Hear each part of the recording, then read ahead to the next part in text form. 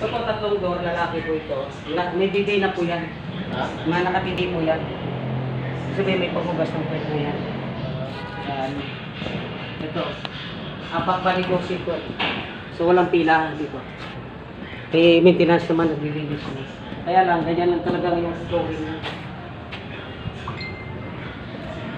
Tapos, dito sir, may water dispenser tayo. Ito marami, ako ang hot. Pero naubusan din pagka ano.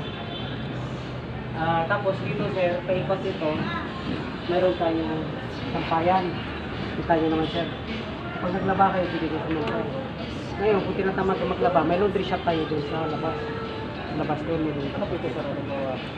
Ito, sampayan lang. Ano ba po sa natin kalala ko na pwede po sampay dito?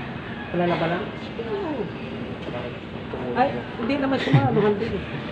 Pero siyempre, may mata ka lang, may tumutulo eh, may sulayan. Walang ganun dito. Basta, sampayan lang. Sila nang balang mag-ugas niya. So, basta ito dati, alam mo na may sampayan dito. Kahit basa, isampay mo lang. Then, Pala para ba? so, kung may problema, punta lang kayo sa security, ano. May personet naman dyan. Doon sa labas, mayroon din doon, ano, pang grupo na, ano, may globe. Yan naman, 5 pesos per hour yata yan. Diyan.